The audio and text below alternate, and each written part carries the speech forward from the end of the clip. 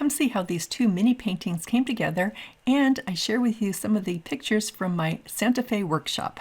All right, let's get started.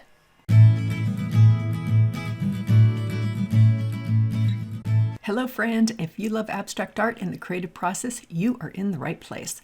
I'm going to talk you through my steps and throw in some stories about being an artist and running an art business. My name is Betty Franks and I'm super happy you're here.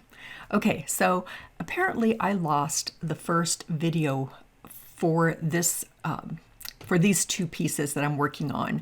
I don't know what happened. I've searched and searched high and low and I just can't find it. So we're kind of coming into this after I've put in my first layer of warm colors. Now these two pieces are 8 by 8 by 1.5 inches on the side. And as I mentioned, I've already added my warm colors, and I like to keep things really simple in terms of color. And that is warm color, meaning my reds, pinks, oranges, and I add yellow in that category. And then my cool colors, which I'm about to put out on my palette here, will include colors such as blue, green, it could be purple, but I don't think I'm using purple this time. And then I also use yellow again because yellow mixes perfectly with cool colors or with warm colors. Now, if you want to watch a video that I put together that is a real simple way to mix your colors and keep them bright and clean, I'm going to put a link to the video right here and check out that video. I think you're going to have a lot of fun mixing colors. All right, so I'm just moving along here. And I put out several colors. These are Nova color paints, my absolute favorite type of paint, and I am going to be just kind of mixing several of these colors to create my next layer here. And I also put out a line of white paint, so that's titanium white. If you want information, these colors that I'm using are part of Betty's bundle, and I can share with you a link so that you can check out Betty's bundle. There are 15 colors and they are my go-to colors. So it's actually 13 colors plus black and white, and they are my favorite colors that I use all the time, and that's what I'm using here. So check out that link and you'll find that you can purchase them in a couple of different sizes. The ones that you see on my desk right here are the 4-ounce jars, but you can also purchase the pint size as well if you want to go a bit larger. So my first layer was all about making these different marks that represent my love for fields of flowers. And I used, like I mentioned, all those warm colors and a variety of different brush sizes too. You can see some of the brushes that I've got over on the right here. I'll be using some of these as we go through this layer as well. At least I believe I switch out my brush at some point. So when I come in with my second layer, so after the first layer has dried, I'll come in with my next layer. And as I mentioned, these are what I call my cool colors. So I've got green and two different types of blues. I got a phthalo turquoise right in the middle there, and then the yellow. And I'm continuing with my mark making on this layer, but I'm also doing some filling in. And I just came from a workshop. I just taught in Santa Fe, New Mexico, a 4-day workshop. And I believe that the majority of the students, I had 14 students in that workshop, majority of them said that the filling in part is the hardest for them. And I totally understand that because, you know, you have to decide what you want to keep and what you want to cover up. And that can be kind of daunting, not knowing, you know, what you want to keep, what you want to cover up. Because on that first layer that we did, there's just so much stuff going on there. It is just filled with so many different marks, and it's kind of hard to see everything because there's so much, you know, coming out at us. So I know that that part is going to be a little frustrating. My best advice is start in a corner like I'm doing here. I'm working on a corner. I usually do my corners first and then I start filling in other places. Not always, but you know, it's kind of my go-to. If I'm feeling stuck, don't know where to go, I'll start with a corner and start adding color there. Now I know that when I add this color, it's not the final layer. I already know that. So I will be coming back in with another layer of color. And therefore, I'm never stressed out about, oh, am I going to like that color? Am I not going to like that color? I won't know until I put it down and see how it works with everything else that I'm putting down. So that's kind of the fun and the beauty of it, but I can understand when you're just getting started, that can be a little bit frustrating. I'm working with a fairly small brush here because, again, I'm working on 8 inches by 8 inches by 1.5 inches on the side, so it's not very large. So I don't want to come in with a really big brush and just wipe out whole areas. I really love that whole process of painting and slowly adding color. So here again, I'm doing some filling in, leaving bits and pieces of those warm colors showing. And then also adding more marks. So we don't want to come in and just wipe out everything that we did on that first layer. We want to save some of those. I've added a lot more white, and so kind of focusing on some of my values here, adding lighter values. I do have a video on values as well, so why don't I include a link here for you.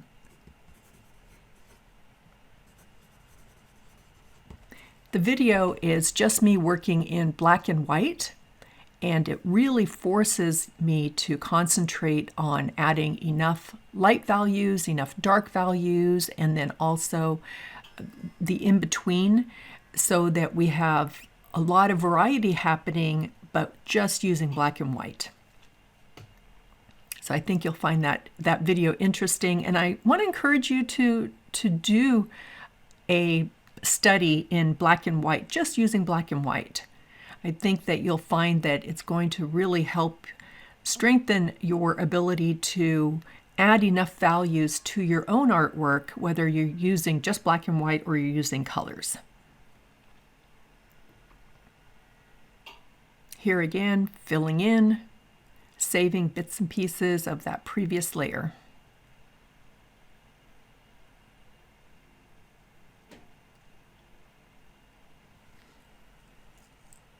So I mentioned the workshop that I just taught in Santa Fe. It was fantastic.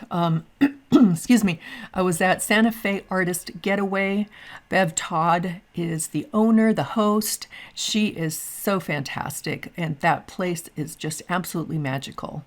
I'm going to include a couple of pictures here up on the screen for you to check out, but had such a great time. I know everyone can't come to my in-person workshops, and honestly this year, this is 2024, it is now the end of May. This year I'm only able to teach one in-person as of right now. I don't have any other plans for another in-person. So I know everyone can't make it to one of my in-person workshops, and that's why I've got my online courses available for you so that no matter where you are in the world, you can watch those and learn from me online at your own pace, at your, whenever it's convenient for you. So I'm going to include some information for you here about my online courses. And because you are watching me on YouTube, I do have a special for you, and that is if you use the coupon code YouTube, you will get 20% off, whether you choose the excuse me, the shortened one, which is the concertina. I'm going to take a drink. Hang on.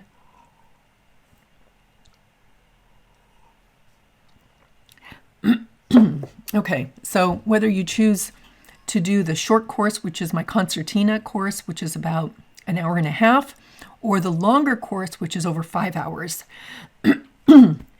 Excuse me, I'm having issues with my throat today. All right, so I hope that you get a chance to check out one of my online courses. And one of the things that I love about the online courses is I created a private Facebook group for just the folks who purchase the online courses. And it's such a great place to check out the artwork from other artists such as yourself who are just learning to create or have been creating for a while and are trying something different.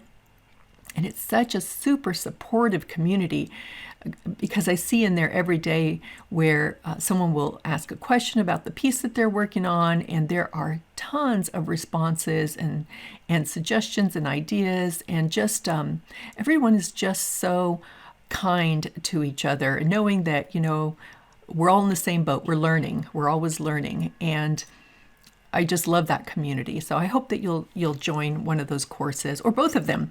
They're both fantastic and so much fun. All right, I'm just moving along here, doing, again, filling in, making marks, filling in, making marks as I go. I just love creating on these small pieces. I get a lot done in a short period of time. It's very satisfying, and I love working on wood because it's almost equivalent to working on paper. So there are many ways that you can support me, and one of them is I want to, thank the folks who have given me a super thanks, and that is Sandra and Marion and CJ and Lynn and Nita, Nora, and then Nita 2 more times. Thank you, Nita, and Monica and David.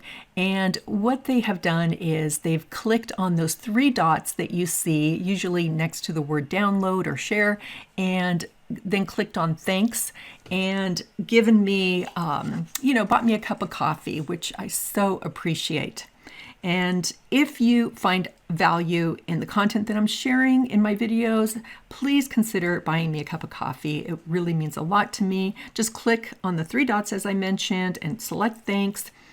And it'll help me continue to create these process, technique, and art business videos for you. So from the bottom of my heart, thank you.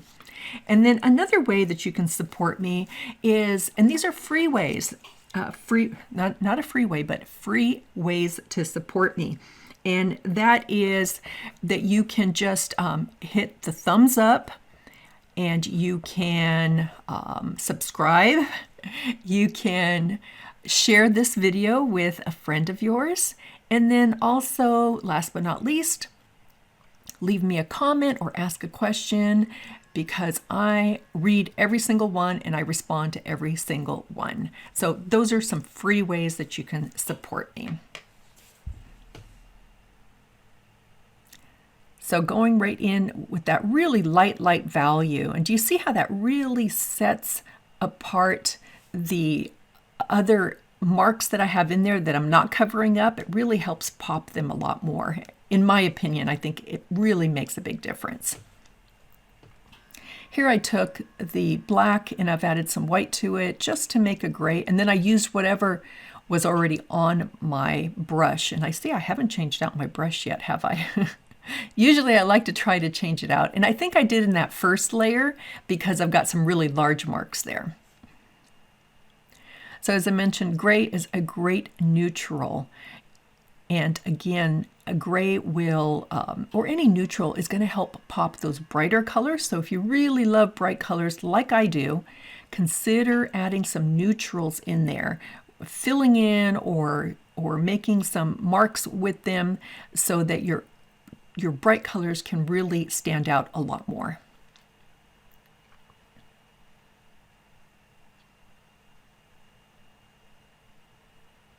And don't be afraid to use white. If you decide, oh, it's too white, then you can just go over it, with a light, with white, with just a touch of a color in there, which I typically do. And I know it's a little hard to see from here, but I typically add just a little touch of color to the white.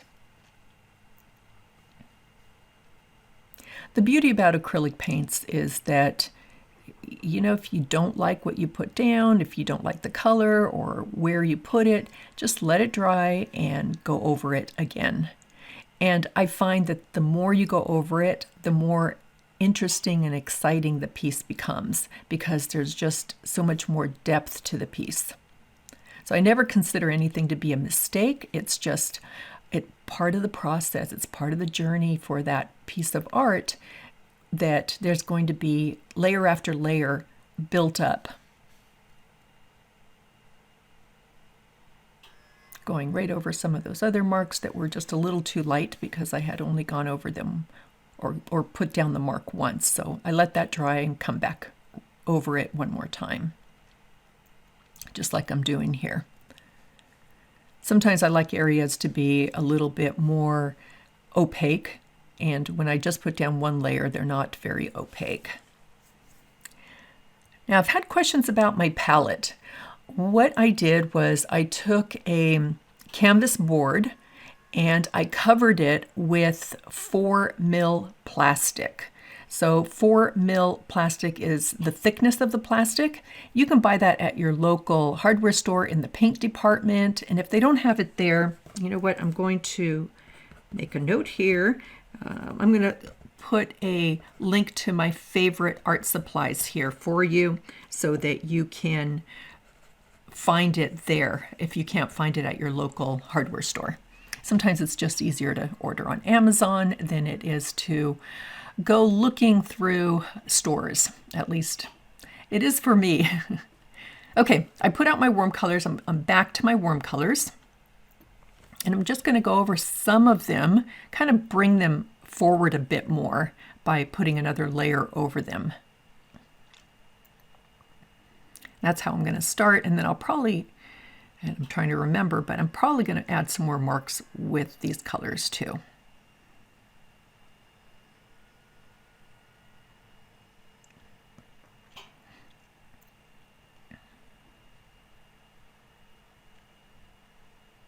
One thing I'm excited about is I go back to Santa Fe in 2 weeks from now to be a student. So at the same place, Santa Fe Artist Getaway, and I am going to be a student this time. And I've been a student before at that location, and it was just fantastic. So I'm excited to be going back, and it's a workshop about, me strengthening the type of art that I'm creating and growing, and we'll be doing a lot of exercises on just our way of thinking, our way of approaching our artwork. So I'm excited to be a student and to be learning. It's going to be a 5-day workshop with Krista Harris. She is an artist I have been following for years. I've been wanting to get into a workshop with her, and I am so grateful that I was able to get in. I applied a couple of years ago. I didn't get in, and let me tell you, it was devastating. I was just so sad that I didn't make it. But I know a lot of students apply, and she has to pick and choose, who she can serve best. And so, for whatever reason, I didn't get in that time, but when I got in this time, I was like jumping up and down. I was so excited. I want to encourage you, go and take workshops. Go and take in-person workshops if you can. Again, I know not everybody can do that. It's not only the distance, but it's the expense of getting there and taking the workshop, and I know that all adds up. But if you have that opportunity, even if it's something in your town that maybe it's not exactly the type of art that you want to be creating, you will learn something from that workshop.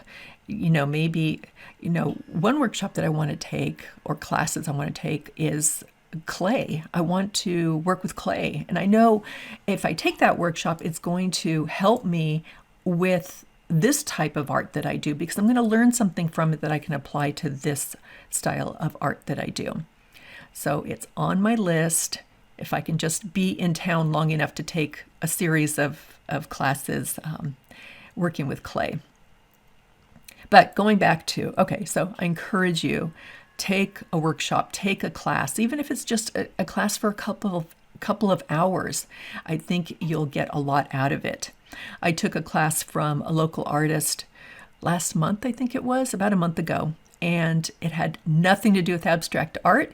It was a paint like Matisse workshop. So she teaches you, she talks about Matisse and his style of art and how he created and his history, and then we pick one of his pieces to create. And I picked one, love it. I worked on paper, and I framed it, and it's hanging in my entry right now because I really love it. So I enjoyed the process. I've never created like kind of like a still life type of artwork. And so it was very different for me. It's very different trying to, create something that is real as opposed to my abstract fields of flowers. But again, fun to do. It was like a 4-hour class and it was awesome. So I encourage you to take some workshops in whatever kind of speaks to you. Okay, I'm slowing down here a little bit because I'm trying to figure out, well, where else can I make marks and where else can I put down some paint? And how else can I balance the piece so that it looks good and makes sense? And making sure that I get all the sides done as well, because sometimes I love the sides more so than the painting itself. I just find each side to be its own little piece of art.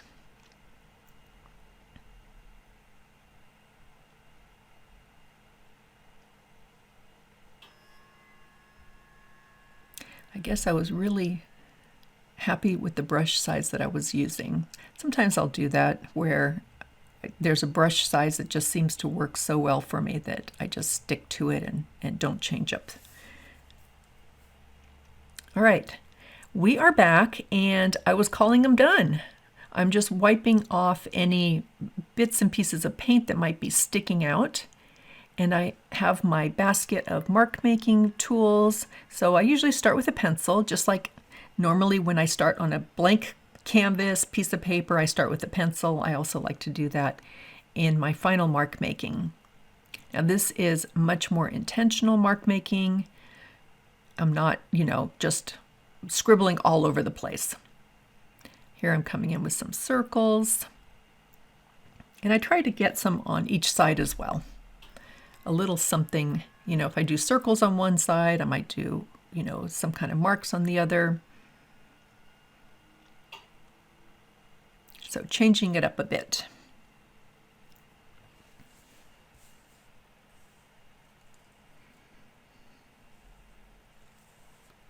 Now, one other place on, I guess it's not really social media, but another place that I have my art is on Pinterest. So if you are on Pinterest, come check out what I am putting out there. I am posting pretty much on a daily basis. It's kind of been a fun place to hang out. It's a little different than social media because you don't have to, some people will leave comments, but not very many. They're there Pinterest is a visual place, so they're there to look and see what there is. And so I really love posting out there, putting videos out there. I do some really short videos and share that way. All right, sorry, I'm kind of looking at what I'm doing and hesitating a bit here as I'm looking at all the sides, trying to figure out what else can I do. Now, these two sweet little ones have already sold, and I titled them Full of Blessings 1 and 2. Here I'm using a Neocolor 2 crayon. Oh, and speaking of, you know what? Why don't I also include here a link to how I varnish my art? Because as you can see, I'm using a crayon, and if you're not careful and you go to use a brush to varnish, you'll end up smearing the marks that you put down. So you want to be really careful. In the video, I show you exactly how I use a spray fixative, and then I use a brush and Liquitex varnish. So I hope you find it helpful. Coming close to the end here. Looking for some more tools to use. I'm not sure what I'm searching for here. Okay, so this is a China marker, and I've got it in white and with black. So I like coming in with the China marker at the very end sometimes because I covered up way too much of my black, so I want a little bit more of it to show through. And the China marker seems to make the best kind of marks for me that doesn't make it look like it's floating on top. It's kind of more of a softer touch.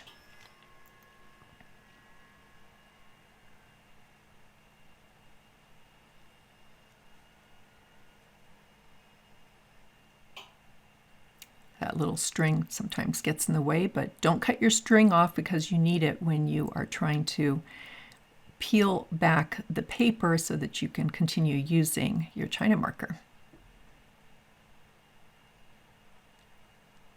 Here's some more subtle marks that are, you know, tone-on-tone mark making.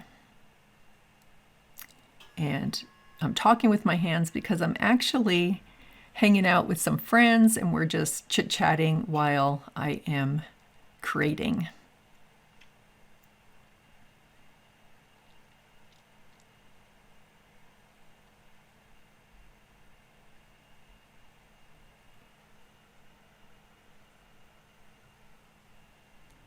Just a little bit more here.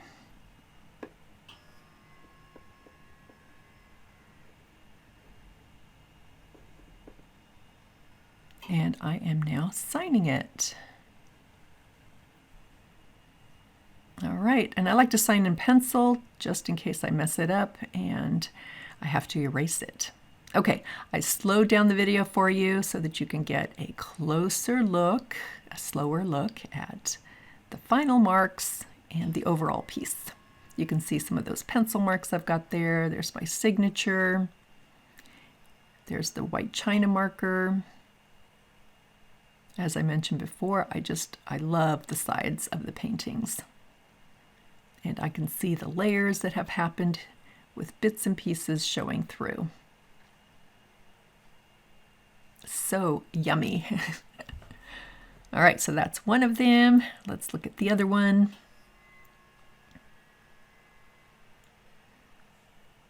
And as we're doing this, just a gentle and fun reminder to please, if you could, hit that thumbs up and also hit the subscribe button if you haven't done that already. Share with your friends and also leave me a comment or a question below. I am more than happy to help you out. I so appreciate you being here and watching the video all the way to the end. And do me a favor, if you are sticking around still, why don't you just leave me one of your favorite hearts, or if you can't find the heart icon emoji, then just leave the word heart and I will know that you stuck it out to the very end. I so appreciate you. All right, so that is it. I've got some close-up pictures for you, or still images for you, in case that was making you a little too dizzy. So here they are side by side. And here's one of them. And one more. Okay, thank you again for being here. You can check out some more videos here, and I want to wish you a super fabulous and creative day and hope to see you in the next video. All right, take care.